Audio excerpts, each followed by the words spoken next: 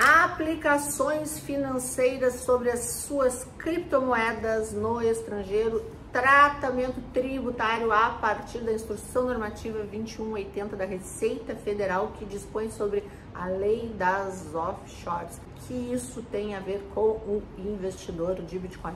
Vamos falar sobre isso?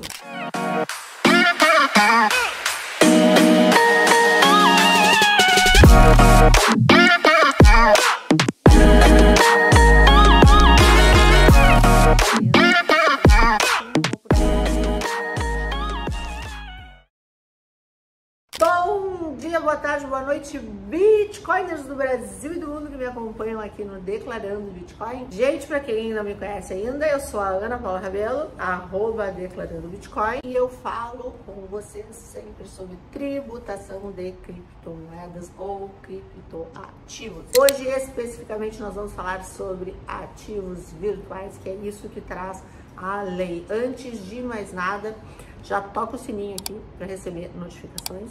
Diversos pedidos lá no Instagram, lá no blog, para que a gente viesse aqui falar sobre esse assunto. É um assunto tema. Já tá lá no blog o artigo sobre o assunto. Ontem a gente passou o dia estudando sobre isso. Eu fiz o possível para estar aqui com vocês hoje, para a gente debater sobre esse assunto, porque entendo que, principalmente pela questão das carteiras digitais, autocustódia, o que vai ser tributado, o que não vai, como é que fica a questão de Binance, não Binance. Enfim, tá todo mundo querendo saber como proceder. A grande verdade é que a Receita Federal não nos ajuda muito nesse sentido. O regramento que vem é sempre muito curto, né? As pessoas precisam de uma certa interpretação sempre adicional, ou seja, nunca vem um texto pronto que a gente bate o olho, interpreta e era isso. Não, a gente passa o dia interpretando isso, então não há uma facilidade de fato. E a gente fez novamente, não é, uma análise sobre isso a partir da publicação, né? Já tínhamos a lei 14.754 e a lei dispunha sobre esse assunto, e essa lei já havia sido sancionada, já estava valendo a partir de janeiro de 2024, ok? Até aí, ok. Com relação aos ativos virtuais, havia na própria lei um regramento de que a Receita Federal deveria vir a regulamentar o que seriam os ativos virtuais e as carteiras digitais dentro desse contexto. Foi então que a Receita Federal, agora em março, antes do imposto de renda, na verdade ontem ela fez isso, publicado no dia 13 de março, no Diário Oficial, a Instrução Normativa 2180, que regulamenta a Lei 14.754, que trata sobre a tributação das aplicações financeiras no exterior, trusts e offshores. Devido ao volume de questionamentos, a gente atualizou aquele perguntas e respostas que nós tínhamos sobre o tema. E uma vez que aquele perguntas e respostas metia justamente a uma série de regras que a Receita Federal viria a definir, ok? Então vamos falar sobre isso. Quero que vocês entendam só o seguinte contexto. Muita gente me procura nas redes sociais e me diz: ah, o contador A, B ou C falou isso ou aquilo. A Ana, tem alguém falando sobre isso de forma diferente. Ana, não sei o que, Ana. Gente, olha só. Eu fico muito feliz que vocês acreditem em mim. Eu fico muito feliz que vocês me sigam. Eu fico muito feliz que vocês diariamente estão lá me levando também as demandas de vocês. Mas a gente tem que entender o seguinte: interpretação é livre, certo? E de fato, a norma, ela não vem de forma taxativa, ela sempre deixa margem à orientação.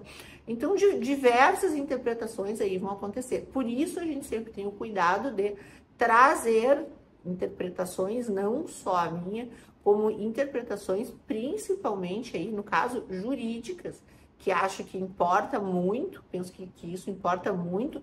Quando se trata aqui de lei, a gente está falando de uma lei, está falando posteriormente de uma instrução normativa, e a gente tem que ter, sim, um entendimento jurídico disso, não só contábil, certo? E buscando esse entendimento jurídico, ontem eu conversei com a Tatiane Prachedes, inclusive quem leu lá já no blog sobre o tema vai ver que tem o texto da Tatiane Prachedes.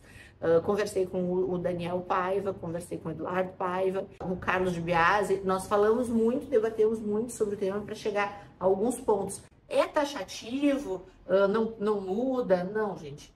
Tudo pode mudar, tudo pode ter interpretações diversas. Até quem diga que a Receita Federal já não é taxativa para justamente poder atuar como bem entender, né?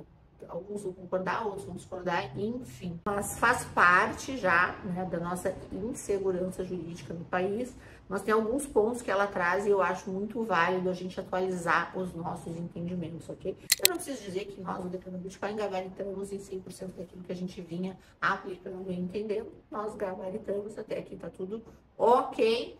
Tiramos 10, né, na interpretação. Mas vamos lá. Na 2180 de 2024, traz um ponto de atenção, foi a exclusão dos ativos virtuais das carteiras digitais da lista de exemplos de aplicações financeiras no exterior. No entanto, a instrução normativa mais para frente estabelece que os ativos virtuais e os arranjos financeiros com ativos virtuais, inclusive as carteiras digitais com rendimentos, que sejam a representação digital de outra aplicação financeira no exterior ou cuja a natureza ou característica os enquadre nessa definição, também serão considerados como aplicações financeiras no exterior para fins do disposto nessa instrução normativa. Ou seja, traz uma problemática, né? Uma problemática que é o que é um ativo financeiro enquanto ativo virtual. E aí a gente cai em outras celeumas aqui, que é do tipo, como é que o contribuinte tem como identificar isso ou não, o que é ou não. Vou dar um spoiler aqui, será que o Bitcoin é ou o Bitcoin não é? Tá? Muitos vão querer me matar, né? Bitcoin é ativo financeiro. Vamos ver junto. Vamos ver junto, isso fica comigo até o fim desse vídeo que nós vamos ver juntos.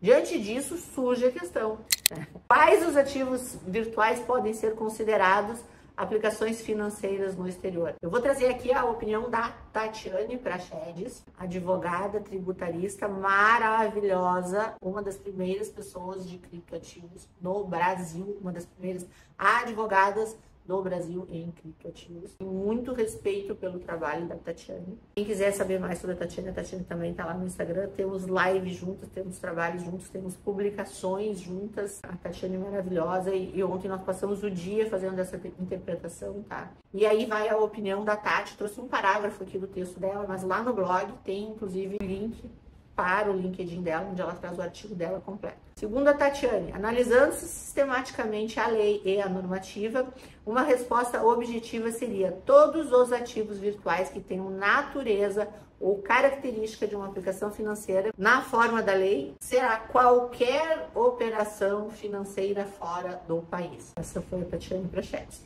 Ela continua: essa resposta, na verdade, apesar de parecer objetiva, dado que pautada nos termos da lei, não necessariamente é clara ou livre de dúvidas. Isso porque os contribuintes podem encontrar dificuldades em identificar a natureza e ou características de um ativo virtual. Uma maneira de tentar encontrar a natureza e ou característica do ativo virtual é traçar um paralelo dos ativos virtuais com os demais instrumentos financeiros eleitos pelo legislador para exemplificar o que seria uma operação financeira. Complementa Tatiane Prachedes. Então, eu acho que a opinião da Tati aqui está muito clara. Ela vê também a dificuldade da lei, mas ela entende também aí que são todos, no caso aqui, todos.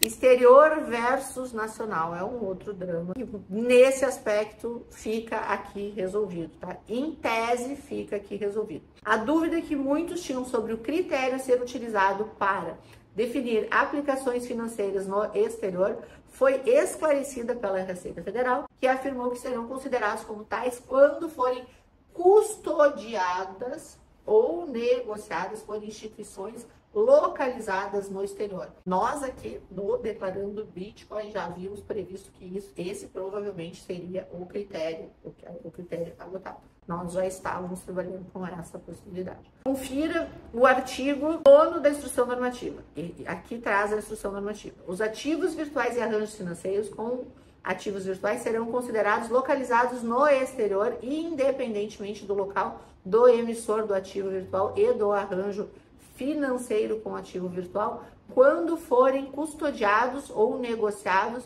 por instituições localizadas no exterior. Segundo os advogados Daniel de Paiva Gomes e Eduardo de Paiva Gomes, os irmãos Paiva, sócios da VDV e Paiva Gomes Advogados, os dois também, não preciso dizer, os dois são sumidade, um assunto aí, criptoativos. A norma não menciona, segundo Daniel e Eduardo, explicitamente o caso da autocustódia, mas, se eu ver, nem seria necessário, a norma foi clara.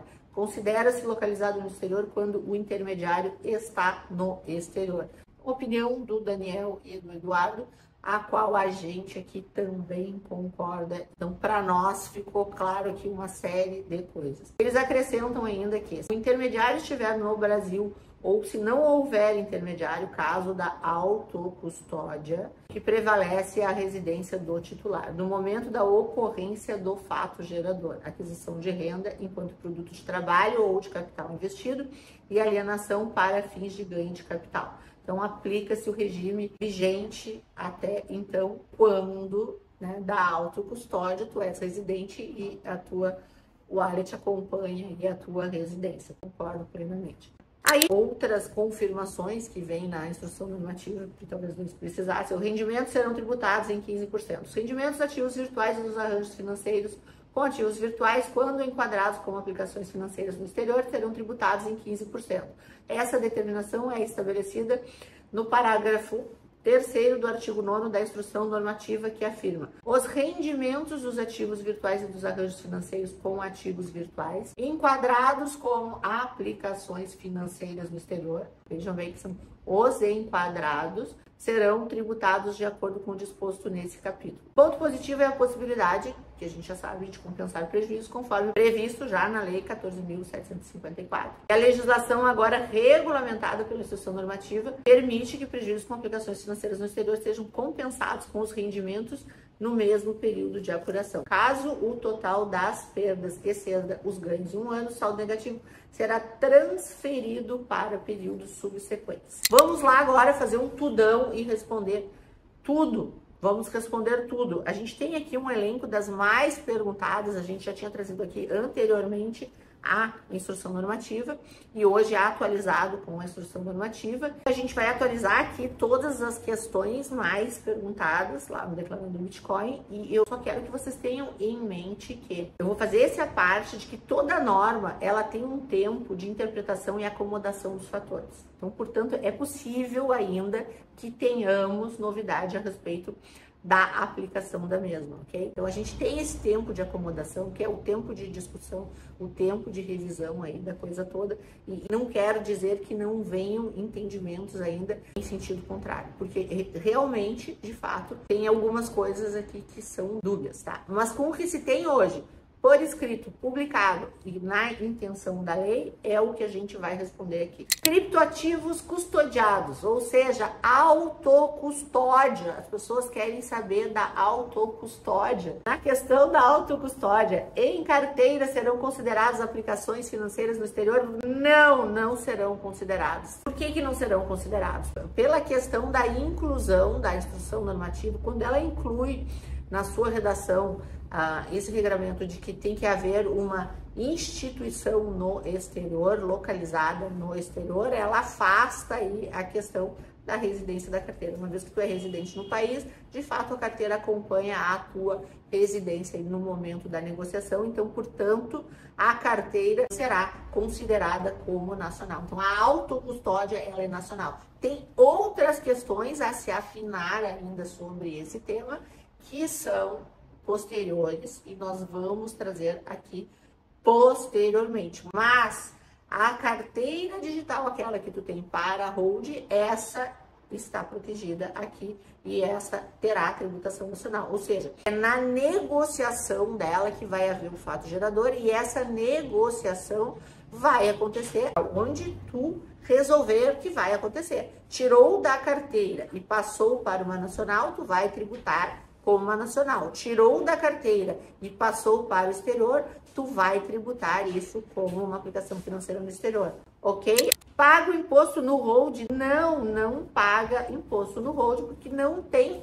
fato gerador no hold. Em considerando isso que nós estamos falando, o hold na carteira, ele não é por si um fato gerador, não vai pagar imposto no hold. Essa é uma pergunta que eu recebo muito. Terei isenção na venda ao transferir os criptoativos de uma corretora estrangeira para nacional e vender? Tchá, tchá, tchá, tchá. Sim. Por que sim? Porque sim, a gente debateu sobre o assunto, e aí vamos pensar mais. Eu podia dar 1 milhão de respostas aqui para vocês, baseadas em tudo que a gente discutiu ontem, tá? mas eu vou fazer a matemática da coisa e, inclusive, eu, Ana, cheguei em determinado momento a achar que a nacionalização geraria algum tipo de tributação, mas temos aqui o quesito que se tu está no exterior e está lá no exterior tradeando, tá fazendo permuta, tá fazendo venda, tá fazendo stake, tá fazendo qualquer coisa que seja, nesse momento tu estás gerando fato gerador lá e está reajustando o teu preço constantemente, ok? Então, tu está pagando imposto em cascata lá, ainda que é apuração anual. E no momento do saque da estrangeira, esse saque, tal como o é aqui hoje, ele não é tributado, porque na verdade as alienações lá já foram tributadas também. Então, de fato, faz sentido, sim, eu concordo aqui, né, com o entendimento de que o saque da exchange estrangeira para exchange nacional, para daí fazer a venda, né, é possível, sim, não é tributável, não. E o evento tributável, se tu trouxeres para a nacional e vender na nacional, vai acontecer na nacional utilizando-se esse custo que tu levou tributando lá no exterior, ok? Parece complicado, mas não é. No frigir dos ovos, o que tu quer saber? Se tu pode operar no exterior, lá tributar com aplicação financeira, mas na hora do saque, tu vai tributar lá no trade, na hora do saque vai sacar para a nacional e na nacional sacar e aí sim vender usando a isenção e isso sim, tu pode sim, ok? Paga o imposto sobre a permuta, gente, discussão mais do que clara. Hoje o que temos é que sim, quaisquer opiniões aí no sentido de que não, é inconstitucional, é isso, é aquilo, não houve acréscimo patrimonial e etc., não nos dizem respeito, porque o mero contribuinte, cidadão pagador de impostos aqui, pequeno operador, esse ele não vai discutir judicialmente, ele vai pagar o imposto sobre a permuta. Se em algum momento no futuro modificar-se ou conseguir-se alguma coisa com a Receita Federal em sentido contrário, é outra coisa. Hoje, o que a Receita quer de ti é sim pagar na permuta. Não teremos mais a isenção de 35 mil em alienações no mês.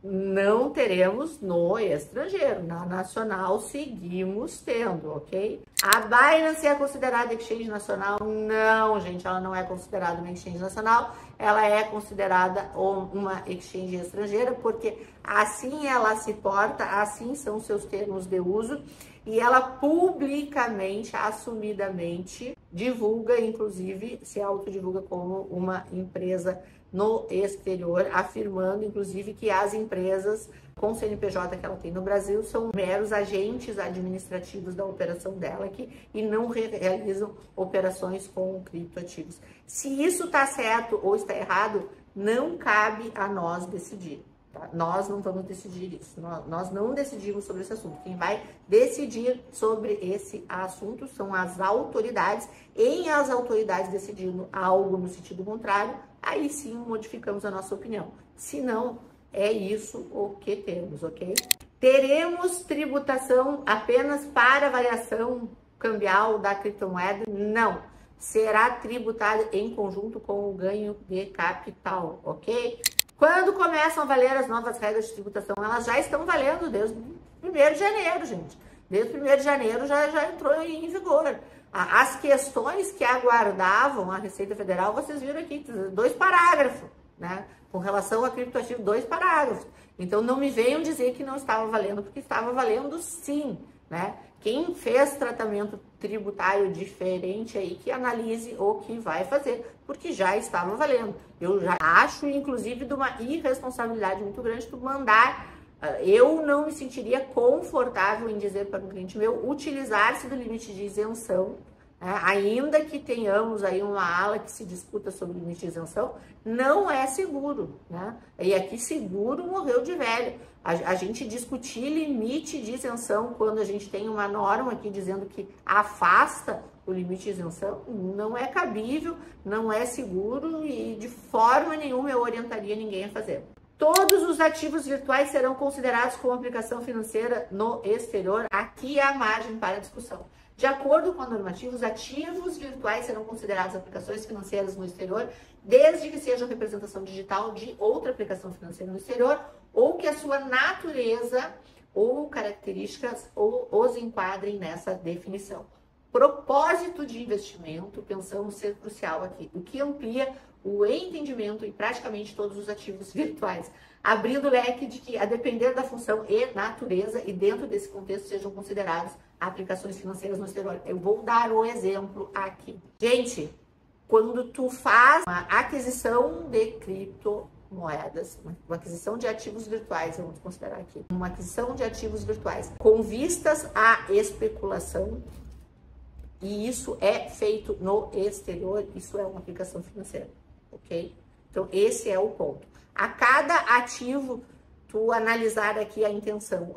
Fora a natureza do ativo, se ele não tiver uma natureza de ativo financeiro, houve aqui uma intenção clara ao fazer a compra e custódia no exterior, ao transacionar no exterior. Então, assim, ele se torna um ativo financeiro. Então, gente, assim, ó, dificílimo alguma coisa escapar aqui, certo? É dificílimo. Temos aqui alguns tokens, né? Algumas questões de definição de tokens que escapariam aqui à regra no sentido dos NFTs, que também demandam aqui um olhar mais criterioso e demandam uma série de outras respostas, tá? Mas, a grosso modo, praticamente tudo 99,9% é considerado como ativo financeiro enquanto essa natureza, ok? O Bitcoin, por exemplo, se enquadraria como tal. Aí eu digo aqui, não me xinguem, não me matem. Óbvio que o Bitcoin não é um ativo financeiro. O Bitcoin, ele in natura, ele não é um ativo financeiro. Mas ainda que ele não seja um ativo financeiro, existe sim a discussão no sentido de que se tu comprou um Bitcoin nesse sentido de aplicação e isso foi comprado e custodiado lá no exterior, existe essa oponibilidade, inclusive, com relação a esse terceiro. Existe, inclusive, o risco, se esse terceiro quebrar, por exemplo, tu perde teu Bitcoin, né? Então, na verdade, existiu aqui o caráter de especulação. Existiram várias situações que levam à característica de ativo financeiro. Então, nesse contexto, ele passa a ser um ativo financeiro, sim. O Bitcoin, enquanto hold na tua carteira, é um ativo financeiro? Não, ele não é. Um Bitcoin, enquanto tu compra ele numa corretora no exterior e deixa ele lá, ele passa a ser, sim, ele passa a ser para efeitos do que temos hoje. Pode-se discutir de forma diferente? Até pode-se discutir e insistir nesse assunto, mas ao insistir nesse assunto, tu perde também aqui a predisposição de acabar cavando o não poder se enquadrar aqui como estrangeira, aproveitando também os benefícios do estrangeiro, porque nós teremos benefícios também aqui no estrangeiro, tá? Então, gente, me parece que fica acomodado aqui e que está ok. Podemos ter outras interpretações lá na frente, não é livre, mas aqui até então, consenso ontem aqui de nós todos que debatemos sobre o assunto, é de que sim, aqui caberia a interpretação de que todos seriam. Inclusive tá lá os textos lá no meu blog, os textos de quem também acredita nisso, né?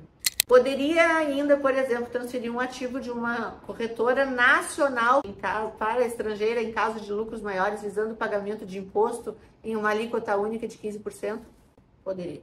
Poderia. Uma vez que tu traz de lá, certo? E quando tu traz de lá, tu traz para aproveitar a isenção, tu também pode levar daqui para lá, vamos lá, né? Sai do mercado Bitcoin, entra na Binance, quando tu tem lucros acima de 5 milhões para pagar imposto na alíquota única, pode. Não tem nada aqui que te impeça. A menos que surja algo novo, nada te impede. Então, na verdade, aqui tu pode sim escolher. Faz sentido? Gente, o pior é que matematicamente, pensando a nível de arrecadação, tá? A gente pode pensar que houve um descaso aqui da receita, mas ou foi um descaso, ou foi uma jogada de mestre.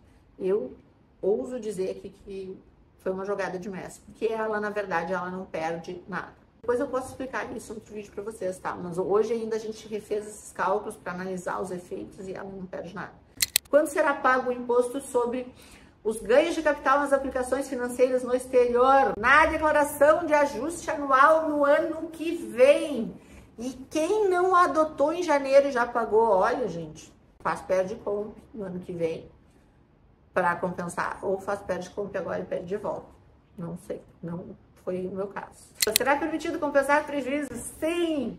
Quando será feita essa compensação de perdas? No ano, no primeiro momento, na declaração de ajuste anual, e se houver sobra desse prejuízo ainda nos anos seguintes. Esclarecendo, tá? Esclarecendo aqui um ponto que eu andei recebendo aqui de que seria permitido hoje compensação de prejuízo dentro do mês. Não sei de onde tiraram isso, mas não foi da lei. Não é permitido na nacional compensação alguma de prejuízo dentro do mês. Não tem compensação nenhuma de prejuízo dentro do mês. Não sei de onde foi tirado isso. Não procede, tá? Não tá na lei. Não é média aritmética. Não é por média aritmética. Então não é 3 de lucro numa operação, 2 de prejuízo na outra, tributão. Isso não existe. Não existe hoje no nosso regulamento, né, jurídico. Posteriormente pode ter, né? Hoje não existe essa previsão. Como funciona a atualização do valor dos bens pagando? Isso não mudou, pagando menos imposto. A lei atribuiu a possibilidade, ainda de novo aqui é uma possibilidade, não é uma obrigatoriedade, de fazer essa atualização, né? Se a pessoa quiser avaliar o bem, né, regularizar a atualização do seu bem, desde que ele esteja declarado, devidamente declarado, essa atualização é opcional e é tributada em 8%. Se tu nunca declarou, tu não pode fazer. Não pode fazer. Isso aqui não serve para esquentar patrimônio, gente. Tem que estar declarado, ok? Tenho interesse em atualizar. Quando devo pagar os 8%? Primeiro, tu tem que preencher a ABEX, que já está disponível. A ABEX é uma declaração específica que foi disponibilizada pela própria Receita para formalizar a opção. E, inclusive, na ABEX lá, tem a previsão de criptoativos. O pagamento do imposto deve ser feito até o dia 31 de maio de 2024. As corretoras estrangeiras que operam no Brasil passarão a reportar informações para a Receita Federal? Sim, pela lei. A instrução normativa, por si só, ela não trouxe essa modificação, essa inclusão de obrigatoriedade, tá? O que me leva a crer, não sei de nada, mas me leva a crer é que daqui a pouco o que nós teremos é uma alteração na IN 1888. Não sei se seria uma alteração, né? Seria talvez a alteração, sim, né? Tanto que a IN 1888, ela teve alteração posterior, né? Enfim. Vamos ver aí, talvez teremos mais uma instrução ainda para tratar só sobre esse assunto. Então, ainda devemos informar as movimentações realizadas por corretoras estrangeiras na IN 18? Sim. Qual a alíquota do imposto? 15%. Será permitido compensar prejuízos de ativos de naturezas distintas? Sim. Será permitido compensar o imposto pago no exterior sobre os rendimentos das aplicações financeiras? Sim. Quais os pontos positivos para investidor de cripto? Compensação de perdas, que atualmente não era permitido, e a apuração que passa a ser feita de forma anual. Entendo como positiva a consideração da definição do critério esse de localização no exterior, tá? Ficou um critério mais claro. Quais os pontos negativos para o investidor do cripto? Fim da isenção dos R$35 mil em alienação no mês para as aplicações financeiras no exterior. Onde serão declarados os rendimentos de criptoativos no exterior? Os rendimentos serão declarados, serão apurados de 1º de janeiro a 31 de dezembro do ano base, serão somados e inseridos na ficha própria da declaração de renda do capital aplicado no exterior lá na DAA, ou seja, lá em 2025 você vai declarar em 2024. Já é válido para a próxima declaração? Não. A próxima declaração que nós vamos fazer agora é referente ao ano de 2023. O IRPF 2024 diz respeito ao ano de 2023. Isso aqui, tudo que nós estamos falando é para o IRPF 2025. Se eu recolhi imposto ainda referente a janeiro de 2024, como proceder? Penso que somente na apuração do ano que vem por meio de PERT Compra. Se eu tiver cripto adquirido da Binance em carteira, pago imposto? Não, apenas quando ocorrer o fato gerador do imposto. Não há imposto apenas por manter em carteira. Pagará como exterior se a negociação for do exterior. Então, o local de negociação aqui, ele é crucial, tá? Como saber se uma exchange é nacional ou estrangeira? Verificando os termos de uso, o contrato da corretora, enfim, aquilo que eu sempre digo, tenha contato com a corretora que você usa, afinal tu está deixando lá os teus bens. Gente, lá no blog tem ainda esse perguntas e respostas completo, vou deixar o link aqui, e lá tem ainda o artigo da Tatiane Prachedes, ok? E tem também o link para o artigo dos irmãos Paiva. Eu acho muito válido que vocês leiam todos, me leiam e leiam ambos, né? Que vai ser muito útil para esse momento de transição que nós estamos vivendo, ok? Sendo que tínhamos para o momento, voltamos na próxima de novo, nos segue em todas as redes sociais, aproveita e passa lá no Instagram, que lá está acontecendo o Saque da Loira diariamente, e na medida do possível estarei com vocês aqui trazendo notícias e atualizações. Já aproveita, me deixa um oi, me diz de onde tu tá falando e me diz que é importante a gente vir aqui contigo, ok? Um beijo grande e até a próxima!